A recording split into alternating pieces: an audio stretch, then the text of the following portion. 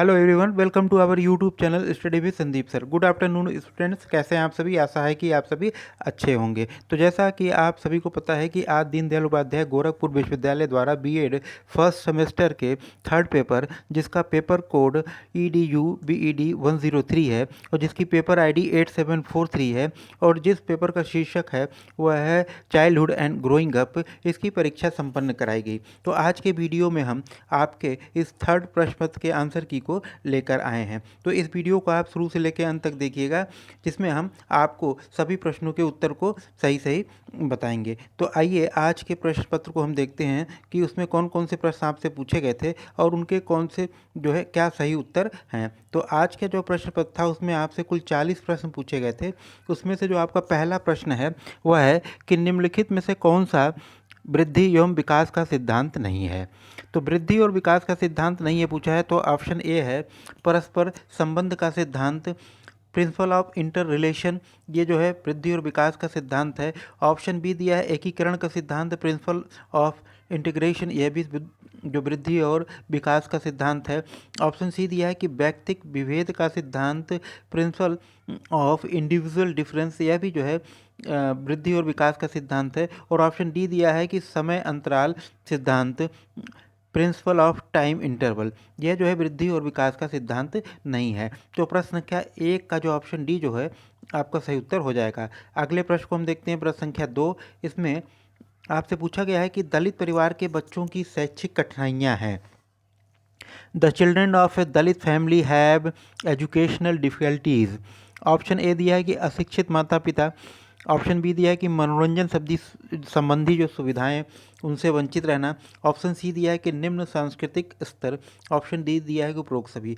तो दलित परिवार के जो बच्चे होते हैं उनकी शैक्षिक जो कठिनाइयाँ होती हैं उसमें ये तीनों बात सम्मिलित है कि अशिक्षित माता पिता होते हैं, मनोरंजन संबंधी जो सुविधाओं से वो वंचित होते हैं और उनका जो सांस्कृतिक लेवल होता है वह कल्चरल लेवल होता है वो लो होता है। तो प्रश्न संख्या 2 का ऑप्शन डी आपका सही उत्तर होगा। अगले प्रश्न को हम देखते हैं, प्रश्न संख्या 3। इसमें आपसे पूछा गया है कि भारत में गरीबी का मुख्य कारण है। The main reason of poverty in India is. Option A बेरोजगारी, अनएम्प्लॉयमेंट है ये गरीबी का। ऑप्शन बी महंगाई, यह भी गरीबी का एक मुख्य कारण है। ऑप्शन सी भ्रष्टाचार, करप्शन जो है वो भी गरीबी का एक मुख्य कारण है। तो आपका जो सही उत्तर है वो ऑप्शन डी हो जाएगा, उपरोक्त सभी।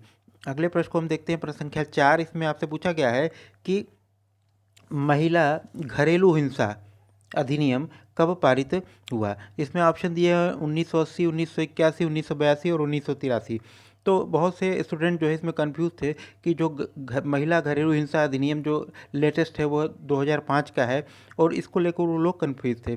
तो ऐसा है कि भारत में जो घरेलू हिंसा से संबंधित महिलाओं के लिए कानून बने थे उसमें शुरुआती कानून जो था वो था 1961 में पहले दहेज प्रतिषेध अधिनियम। उसके बाद 1961 के कानून को जो और मजबूत करने के प्रयास के लिए 1983 1983 और 1986 में दो उसमें सेक्शन और जोड़ दिए गए, 498A और 304B को। तो इसमें जो ऑप्शन दिया गया है उसको जो है हम सटीक जो दिखाई दे रहा है वो है 1983 का जो है ऑप्शन डी है जो आपका सही होगा। प्रश्न संख्या 4 का ऑप्शन डी जो है वो आपका सही उत्तर होगा। अगले प्रश्न को हम देखते हैं, प्रश्न संख्या 5 को। इसमें आपसे पूछा गया है कि किस प्रकार का चिंतन सृजनात्मकता से जुड़ा हुआ है। तो ऑप्शन ए दिया है कन्वर्जेंट थिंकिंग, अभिसारी चिंतन। ऑप्शन बी दिया है अवधारणात्मक जो है परसेप्चुअल थिंकिंग। ऑप्शन सी दिया है अपसारी डाइवर्जेंट थिंकिंग। ऑप्शन डी दिया है कि नन ऑफ दीज। तो जो सृजनात्मकता होती है, क्रिएटिविटी होती है, उसका संबंध जो है डाइवर्जेंट थिंकिंग से होता है, अपसारी चिंतन से होता है। तो प्रश्न संख्या 5 का ऑप्शन सी जो है आपका सही उत्तर होगा। अगले प्रश्न को हम देखते हैं, प्रश्न संख्या 6 को। इसमें आपसे पूछा गया है कि लड़कियों के प्रीत प्रेम भाव को फ्रायड ने किससे संबोधित किया है। तो लड़कियों का जो प्रीत प्रेम का भाव होता है उसको फ्रायड ने इलेक्ट्रा भावना ग्रंथि, इलेक्ट्रा कॉम्प्लेक्स के नाम से कहा है, इलेक्ट्रा भावना ग्रंथि। तो प्रश्न संख्या 6 का ऑप्शन ए जो है आपका सही उत्तर हो जाएगा। ये बालकों के लिए उन्होंने ओडिपस भावना ग्रंथि की बात की थी। तो प्रश्न संख्या 6 का ऑप्शन ए इलेक्ट्रा भावना ग्रंथि आपका सही उत्तर हो जाएगा। अगले प्रश्न को हम देखते हैं, प्रश्न संख्या 7। इसमें आपसे पूछा गया है कि the prenatal diagnostic technique act का संबंध है। जो प्रीनेटल डायग्नोस्टिक टेक्निक टेस्ट का जो संबंध है वो आपके लिंग पहचान से संबंधित है। तो प्रश्न संख्या 7 का ऑप्शन ए आपका सही उत्तर हो जाएगा। अगले प्रश्न को हम देखते हैं, प्रश्न संख्या 8। इसमें आपसे पूछा गया है कि इनमें से पहला व्यक्तिगत बुद्धि परीक्षण कौन सा है। जो पहला व्यक्तिगत बुद्धि परीक्षण है उसमें आप लोग, ये बहुत ही आसान क्वेश्चन है और कई बार आप लोगों ने पढ़ा भी होगा। तो पहला जो बुद्धि परीक्षण व्यक्तिगत है वो है बिने साइमन का स्केल। प्रश्न संख्या 8 का ऑप्शन ए आपका जो है वो सही उत्तर होगा। अगले प्रश्न की ओर हम चलते हैं, प्रश्न संख्या 9 को देखते हैं कि इसमें आपसे क्या पूछा गया है। इसमें आपसे पूछा गया है कि अभिक्रमित अधिगम निम्नलिखित में से किस अधिगम सिद्धांत पर आधारित है। Programmed learning is based on which of the learning theory. तो जो फील्ड थ्योरी है जो कर्ट लेविन का दिया हुआ है ये उससे संबंधित है नहीं, तो इसको हम लोग एलिमिनेट कर देते हैं। उसके बाद आपका आता है प्रयास एवं त्रुटि का सिद्धांत, ट्रायल एंड एरर थ्योरी, यह भी नहीं है। ऑप्शन सी है सूच का सिद्धांत, इनसाइड थ्योरी जिसको हम लोग कोहलर की थ्योरी है वो भी नहीं आता। और ऑप्शन डी है क्रिया प्रसूत अनुबंधन, ये जो ऑपरेंट कंडीशनिंग थ्योरी है स्किनर की, ये जो है अभिक्रमित अधिगम के सिद्धांत इसी पे आधारित है। तो प्रश्न संख्या 9 का ऑप्शन डी जो है वह आपका सही उत्तर हो जाएगा। जो इंस्ट्रूमेंटल कंडीशनिंग थ्योरी जिसको हम लोग कहते हैं क्रिया प्रसूत अनुबंधन सिद्धांत, जो इस स्किनर का है। तो प्रश्न संख्या 9 का ऑप्शन डी जो है आपका सही उत्तर हो जाएगा। अगले प्रश्न की ओर हम लोग चलते हैं, प्रश्न संख्या 10 को, जिसमें आपसे पूछा गया है कि किसका अधिगम सिद्धांत आदत निर्माण से संबंधित है। तो अधिगम का वह सिद्धांत जो आदत के निर्माण से संबंधित है वह है स्किनर का अधिगम का सिद्धांत। तो प्रश्न संख्या 10 का ऑप्शन बी जो है वो आपका सही उत्तर हो जाएगा। अगले प्रश्न को हम देखते हैं, प्रश्न संख्या 11। इसमें आपसे पूछा गया है कि शिक्षक के लिए शिक्षा मनोविज्ञान उपयोगी है। इसमें जो ऑप्शन दिए गए हैं, ऑप्शन ए बालक के व्यवहार को समझने में, ऑप्शन बी है कि उचित अनुशासन स्थापित करने में, ऑप्शन सी दिया है कि समस्यात्मक बालकों की सहायता करने में, ऑप्शन डी दिया उपरोक्त सभी। तो शिक्षक की सहायता शिक्षा मनोविज्ञान इन सभी बातों में करता है। तो आपका जो सही उत्तर हो जाएगा वो हो जाएगा ऑप्शन डी। प्रश्न संख्या 11 का ऑप्शन डी आपका सही उत्तर होगा। अगले प्रश्न को हम देखते हैं, प्रश्न संख्या 12। इसमें आपसे पूछा गया है कि गिलफोर्ड के 3 डायमेंशनल मॉडल जो है उसमें स्मृति को कहाँ रखा गया है। तो गिलफोर्ड का जो त्रिविमीय मॉडल है उसमें स्मृति को रखा गया है ऑपरेशन में, यानी ऑप्शन बी संक्रिया जिसको हम लोग हिंदी में जानते हैं। तो प्रश्न संख्या 12 का ऑप्शन बी जो है आपका सही उत्तर होगा, संक्रिया या ऑपरेशन। अगले प्रश्न को हम देखते हैं, प्रश्न संख्या 13। इसमें आपसे पूछा गया है कि निम्नलिखित में से कौन सा कथन सही नहीं है। ऑप्शन ए दिया है कि व्यक्ति इतिहास विधि का मुख्य उद्देश्य किसी कारण का निदान करना है, यस जो है वह सत्य है।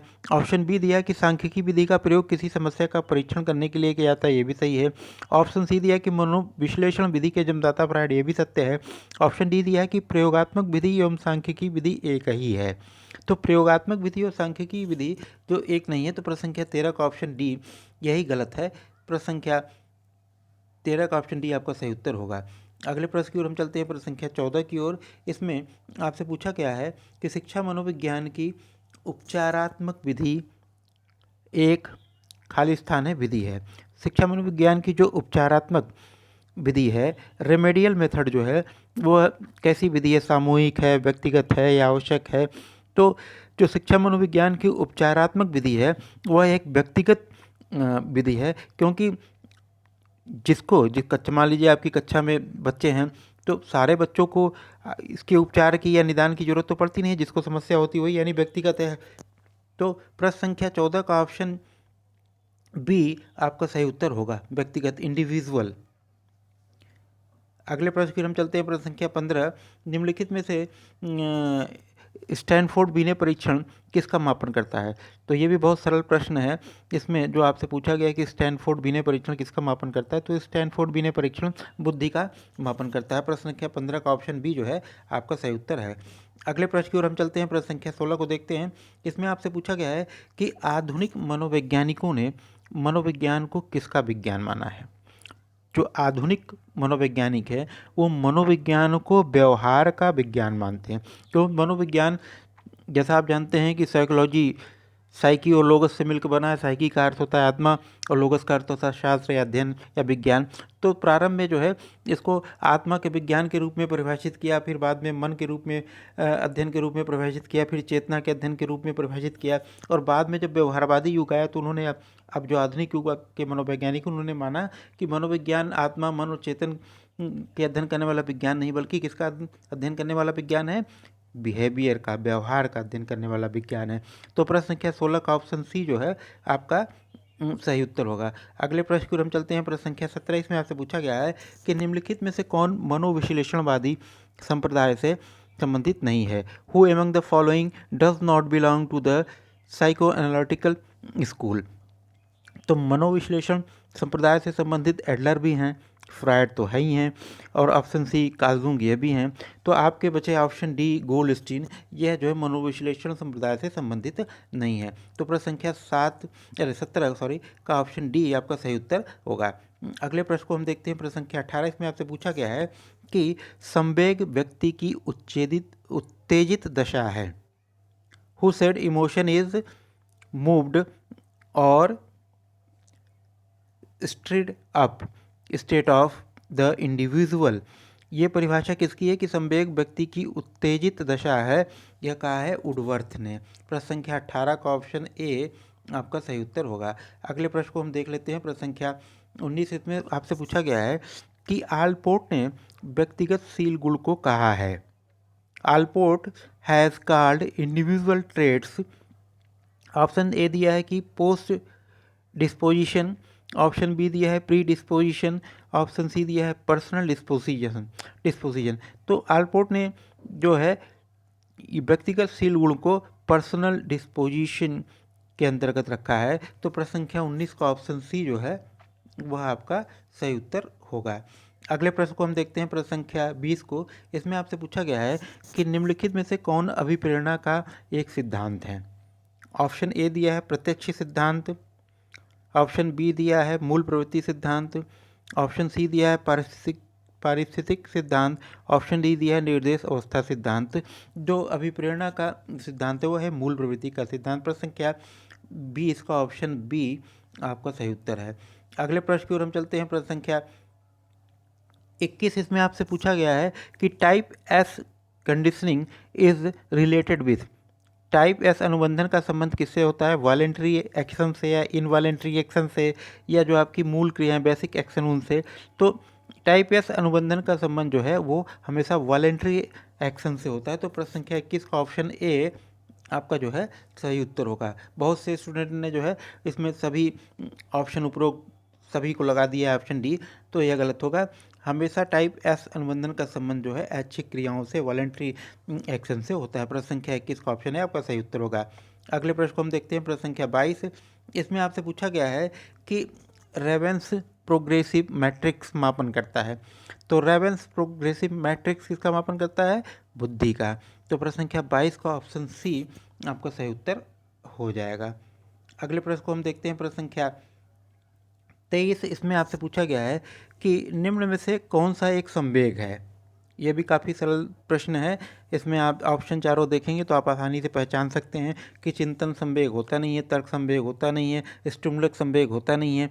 हाँ, क्रोध, भय, ईर्ष्या, घृणा, प्रेम, ये सब क्या ये संवेग हैं? तो आपका ऑप्शन डी 23 नंबर प्रश्न का ऑप्शन डी जो है क्रोध है वो आपका सही उत्तर होगा। अगले प्रश्न को हम देखते हैं। प्रश्न संख्या 24, इसमें आपसे पूछा गया है कि व्यक्तिक भिन्नता के वैज्ञानिक अध्ययन की शुरुआत किसने की थी? तो व्यक्तिक भिन्नता के अध्ययन की जो वैज्ञानिक शुरुआत थी वो गाल्टन के द्वारा की गई थी। प्रश्न संख्या 24 का ऑप्शन ए आपका सही उत्तर होगा। अगले प्रश्न की ओर हम चलते हैं। प्रश्न संख्या 25 को देखते हैं। इसमें आपसे पूछा गया है कि how many cards are use in CAT as test material?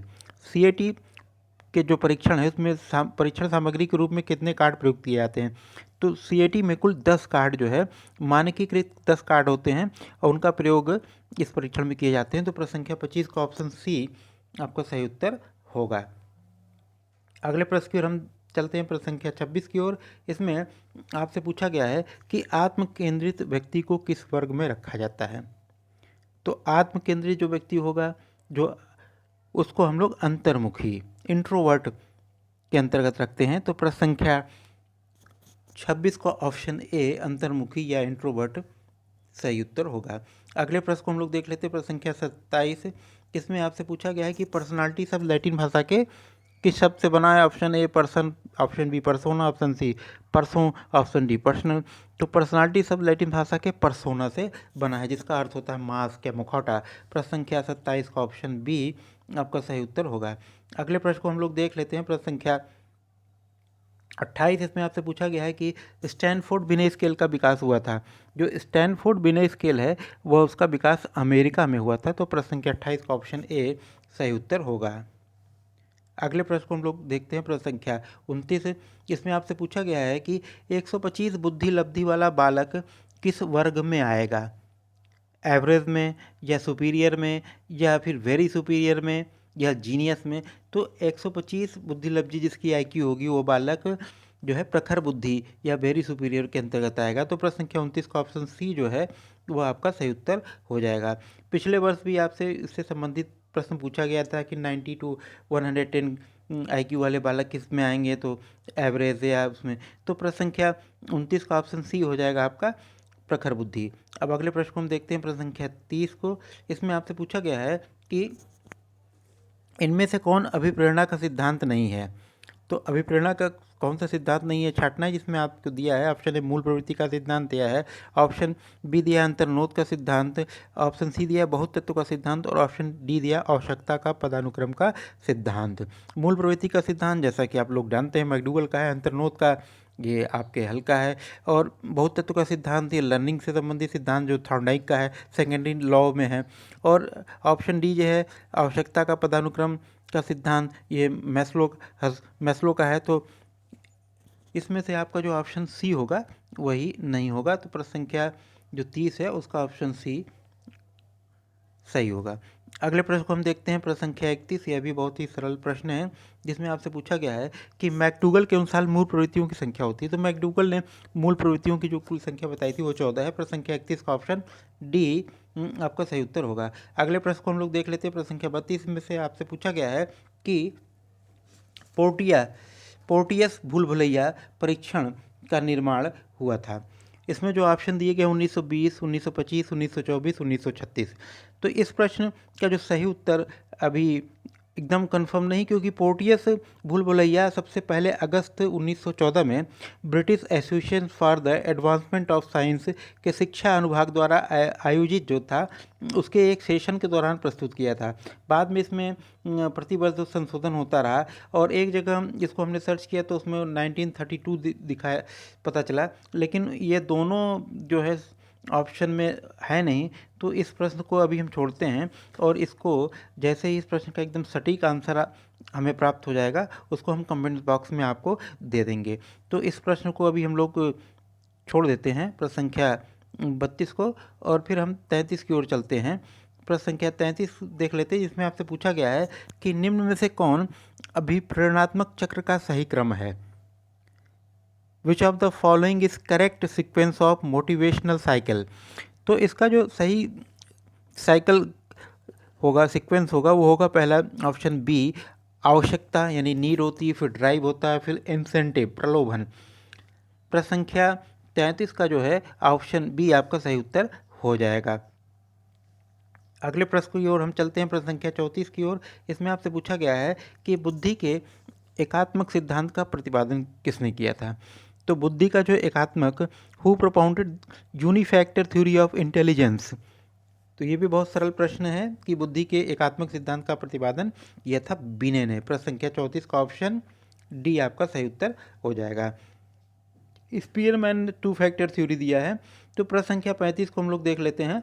प्रश्न संख्या 35 में आपसे पूछा गया है कि निम्न में से कौन शास्त्रीय अनुबंधन सिद्धांत से संबंधित है? तो शास्त्रीय अनुबंधन के सिद्धांत से संबंधित जो हैं वो हैं पावलोव। प्रश्न संख्या 35 का ऑप्शन डी आपका सही उत्तर होगा।